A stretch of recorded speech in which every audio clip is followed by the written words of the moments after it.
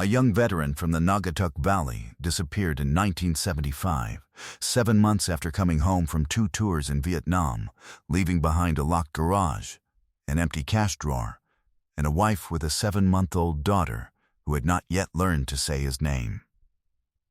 His family was told it looked like a robbery.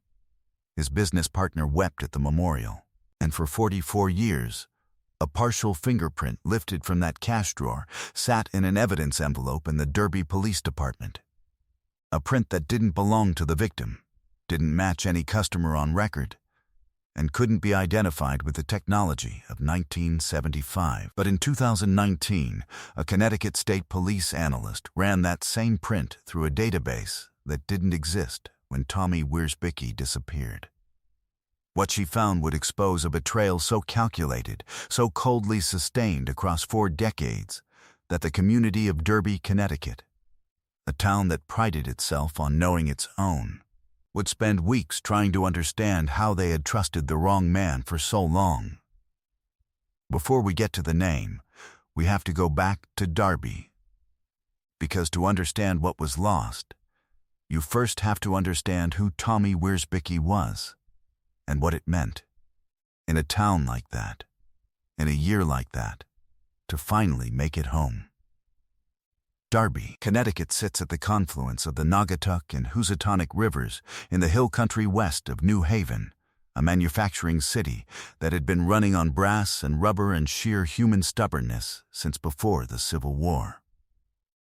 By 1975, the mills were quieter than they had been.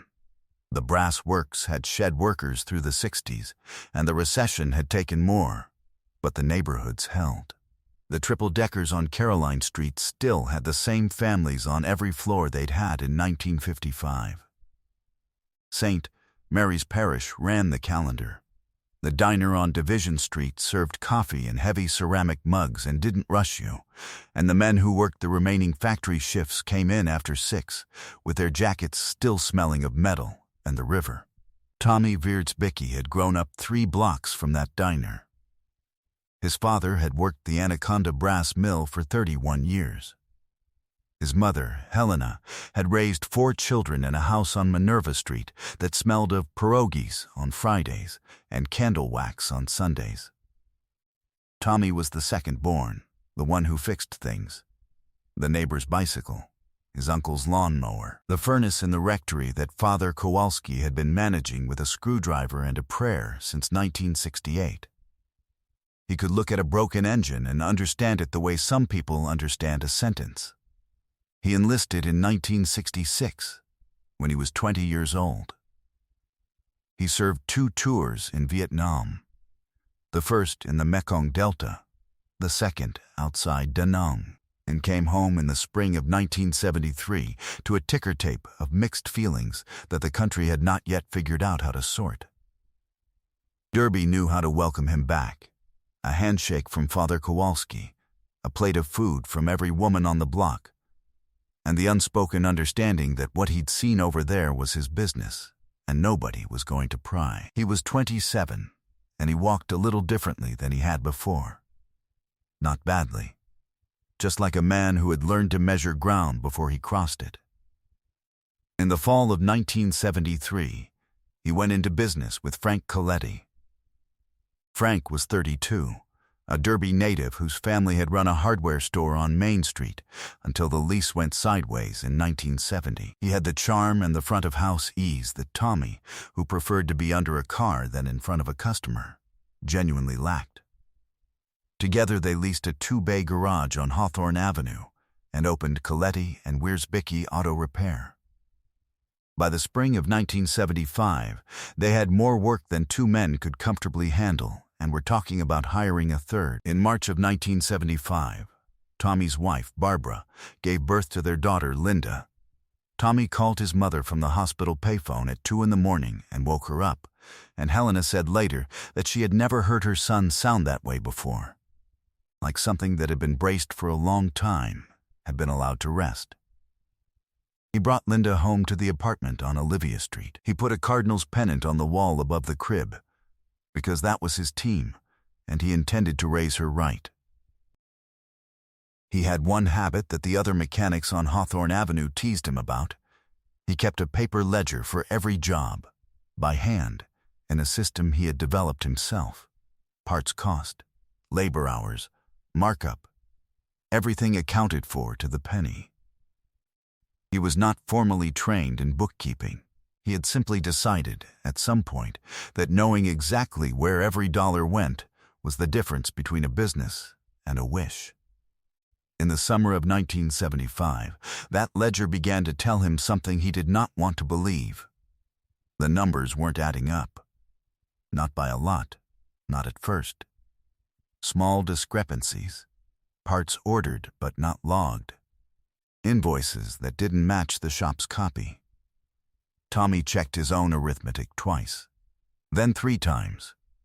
Then he sat at the kitchen table one night after Barbara had gone to sleep with Linda, and he went through 6 months of entries side by side, and he understood what he was looking at.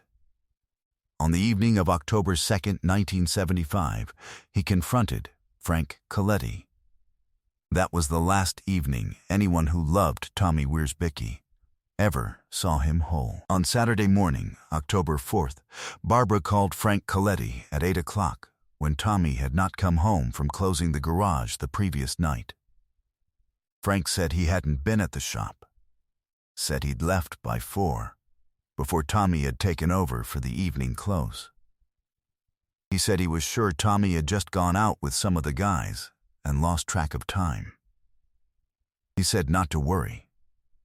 She worried. By noon, she had called Tommy's brother, Richie, who drove to the garage on Hawthorne Avenue and found it locked, exactly as it should be on a Saturday, when neither partner had planned to open.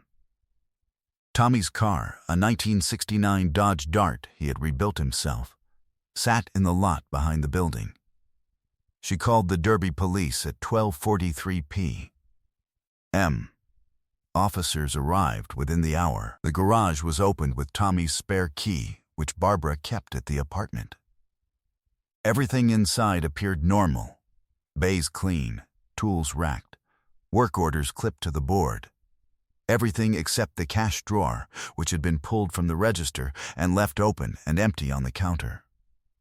The police report noted the empty drawer. They noted the absence of any sign of forced entry. They noted that Tommy's car was in the lot, but his wallet and keys were not found anywhere in the building. They called it a possible robbery. They began looking for Tommy Wierzbicki among the living. Within 2 days, Sergeant Dennis Plord of the Derby PD had secured the scene and requested processing from the New Haven County Forensic Unit. Technicians dusted the cash drawer and its surrounding surfaces. They recovered a partial fingerprint from the inside left panel of the drawer, a print that did not match Tommy, did not match Frank Coletti, who had consented to be printed, and did not match any of the 5 regular customers whose prints were on file from prior service work. The print was partial, enough loops and ridges to be significant, not enough to run through the manual comparison systems of 1975 with any confidence of a match. It was photographed, lifted onto a card, logged as evidence item 14, and filed. Sergeant Plord interviewed Frank Coletti on October 7th. Coletti sat across from him and held his coffee cup with both hands and looked like a man who had been crying. He said Tommy was his best friend. He said the business was their dream. He said he had no idea what had happened and that he would do anything, to help find him. Plord noted in his report that Coletti had no alibi for the previous Friday evening and that his account of leaving the garage by 4 had not been corroborated. He noted the financial discrepancies that Barbara had mentioned. She had found Tommy's ledger on the kitchen table the morning after he didn't come home and had understood, even then, what it meant. Plord requested a look at the garage's books. Coletti handed them over without hesitation. The books had been corrected. Cleanly, carefully, recently, whatever Tommy had found was no longer there to find. Plord had a motive, a timeline gap, a corrected ledger, and a partial print that couldn't be identified. He did not have enough. The Derby PD escalated to the Connecticut State Police. State investigators worked the case through the fall of 1975 and into 1976. They could not close the net. Tommy's body was never found. Without a body, without physical evidence that could be directly connected to Coletti, without a witness who had seen anything on Hawthorne Avenue on the evening of October 3rd, the investigation reached the wall that every cold case eventually reaches. In April of 1976, Frank Coletti purchased Tommy's share of the garage from Barbara Wierzbicki for a sum that her brother-in-law Richie described afterward as insultingly low. She took it because she had a 7-month-old and no income and no other option. Coletti ran the garage alone for 11 more years.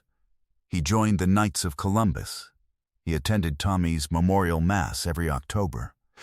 He shook Helena Wierzbicki's hand in the vestibule of St. Mary's with his head bowed and his hat in his hands, and she thanked him for coming, because she had no reason not to. By 1985, 10 years had passed since Tommy disappeared.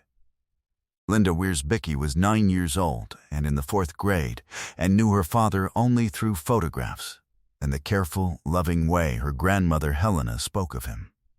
Always in the present tense for things he had built or fixed.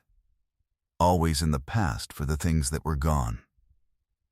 Barbara had remarried in 1981, a decent man named Gary Holton who worked at the Valley Railroad and was good to Linda in all the ways that mattered, and could never replace the one thing that was missing and knew better than to try. Helena Wierzbicki kept Tommy's ledger. She kept it in the same drawer where she kept her rosary and the photograph of him in his dress uniform before the first deployment. She did not look at it often. She looked at it enough. Frank Coletti sold the garage in 1986 and moved to Florida with his second wife. He settled in Clearwater, where the weather suited him and the distance from Derby suited him more. He sent a Christmas card to the Knights of Columbus Post for a few years. Then he stopped. The evidence envelope from Tommy's case, including the photograph of the partial fingerprint lifted from the cash drawer, sat in the Derby Police Department's property room through the 1980s, through the 1990s, through the decade when the internet arrived and changed everything except the things it couldn't change. There was no system in those years that could read what was on that card and return a name. Linda graduated from Derby High School in 1993. She gave a speech at commencement that her mother kept in a folder for 30 years. She became a physical therapist and settled in Shelton, 6 miles from where she had grown up. She had 2 children of her own, a boy and a girl. The boy was named Thomas, not officially after her father, she always said. Just a name she had always liked.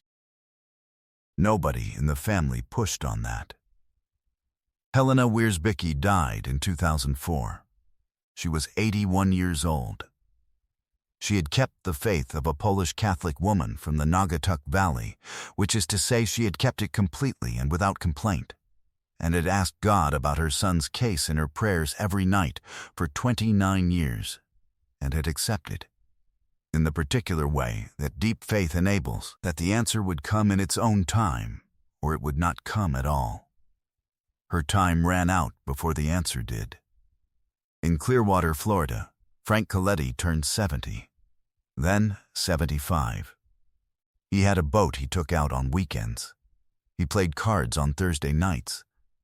People who knew him there described a sociable man, easy to talk to, fond of telling stories about Connecticut. He had been in Florida for nearly 30 years. He had not been back to Derby once. Then, in the spring of 2019, a Connecticut State Police analyst named investigator Donna Ferreira pulled the Wierzbicki case as part of a statewide cold case review of unsolved disappearances predating 1985. She cataloged the evidence. She held the photograph of evidence item 14, the partial fingerprint from the cash drawer, lifted in October of 1975, up to her desk lamp and looked at it for a long time. Every case on this channel represents weeks of research, verifying facts, and piecing together real lives that deserved better. If you want us to keep bringing these stories to the light, take a moment to like and subscribe and tell us in the comments where in the world you're watching from. Your support is what makes this possible. Now let's get back to Tommy. The fingerprint had been photographed in 1975 on standard forensic film and printed to a 4x6 card that had, against all odds and through multiple property room reorganizations, survived intact in its original evidence envelope.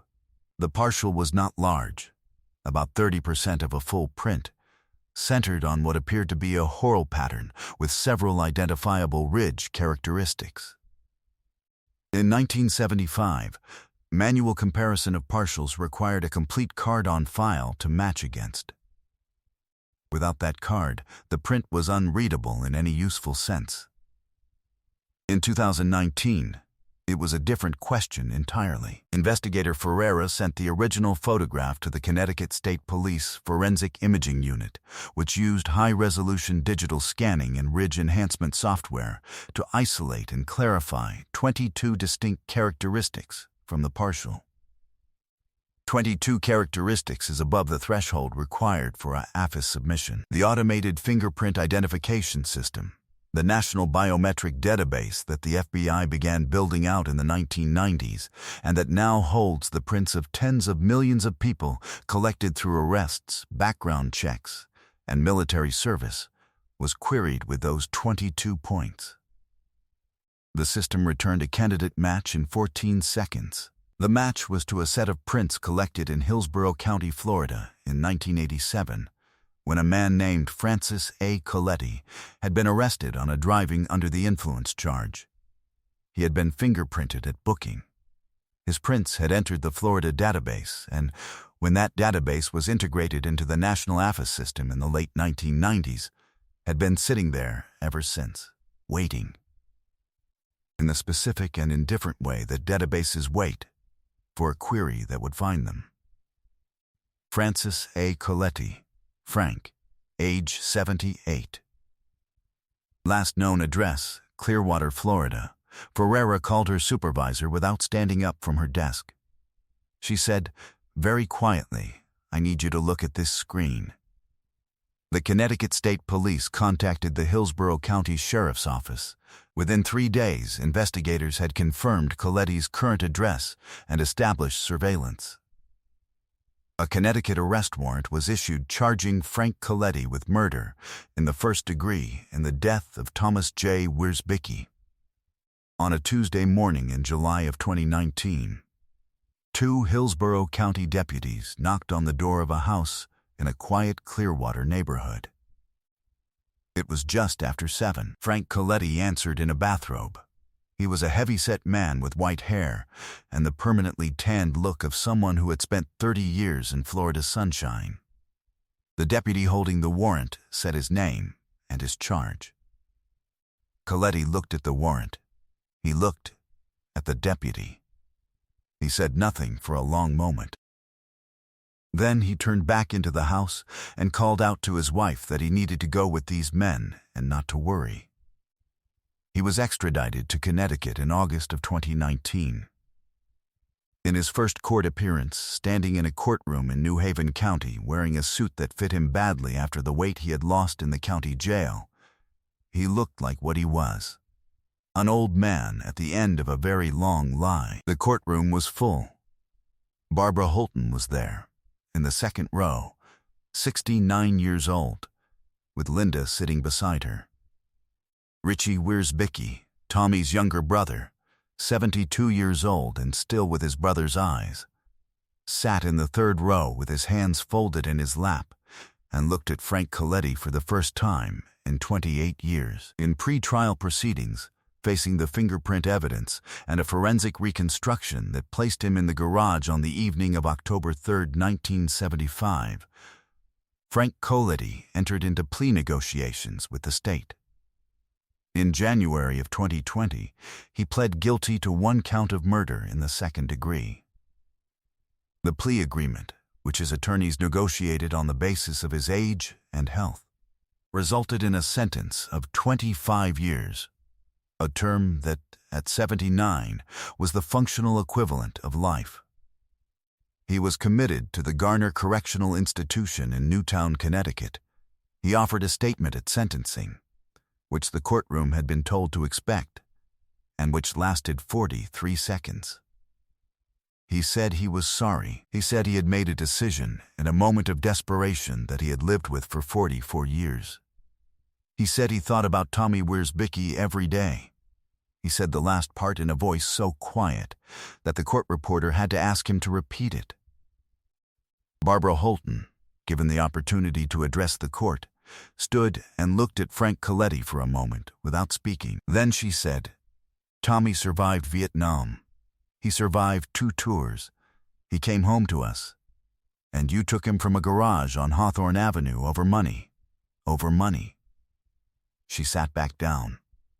The room was silent. The state's attorney noted for the record that Tommy Wierzbicki's remains had never been recovered.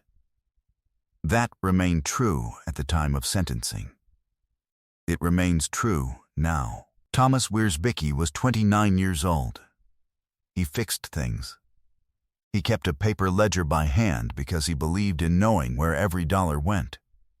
He put a cardinal's pennant above his daughter's crib because he intended to raise her right. He came home from Vietnam in 1973, which was not an easy thing to do, and which many men who went did not manage. And he built something. A business, a family, a life on Hawthorne Avenue. And he was 29 years old, and he had a 7-month-old daughter who had not yet learned to say his name. Linda Wierzbicki Holton was 43 years old when Frank Coletti was arrested. She had spent her entire life with the shape of her father's absence, not the grief of losing someone she remembered, but the stranger grief of loving someone you only know through other people's memories of them. She told the Hartford Courant that she had imagined this moment many times without ever quite believing it would happen. That she had driven to Clearwater in her mind, in the middle of the night, more times than she could count, and had never known what the man at the end of that drive would look like. She said, "He looked like somebody's grandfather. He looked like somebody's nice grandfather." She said it without anger, or rather, with a particular anger that has burned so long it has gone cold and quiet and taken up permanent residence in the chest. Richie Wierzbicki visited St. Mary's in Derby the Sunday after the arrest. He went to the Mass he had been going to his whole life, in the church where his brother's memorial had been held in 1976, and he sat in the pew they had always sat in, and he stayed after the service until the church was empty. Father Kowalski was 40 years gone. The priest now was a young man who had not been alive when Tommy disappeared. Richie sat in the quiet of the church and thought about his brother at 29 and himself at 72, and the distance between those two numbers and what had been lost in it. The case has since been used by the Connecticut State Police Forensic Unit as an instructional example of the potential held in pre-DNA fingerprint evidence. The technology that cracked it, high-resolution digital scanning of analog prints combined with modern AFIS ridge enhancement, is now applied systematically to cold case evidence collected before 1990. Donna Ferreira was promoted to lead the cold case unit in 2021. She keeps a copy of the print card on her desk. Not evidence item 14 itself. That's back in the property room, properly logged. A photocopy. A reminder that the evidence was always there. The question was always whether the question had been asked in the right language. What does it say about justice that the same piece of evidence existed in 1975 and in 2019 and meant nothing in one year and everything in the other, not because of what it was, but because of what we had finally built to read it? And what do we owe to the Tommy Wierzbickis? The men and women whose cases were documented correctly, preserved correctly, investigated as well as anyone knew how, and then placed in a drawer to wait for a world the investigators of 1975 could not have imagined. How many prints are in those envelopes right now, in property rooms in every state in the country, waiting for the right question? Leave your thoughts in the comments. We read all of them. And tell us where in the world you're watching from tonight. Justice came for Tommy Wierzbicki, 44 years after a business partner decided that money was worth more than a life. Stories like his are the reason this channel exists, because the evidence doesn't expire. It waits. If you believe that truth is worth the wait, subscribe so you don't miss the next case.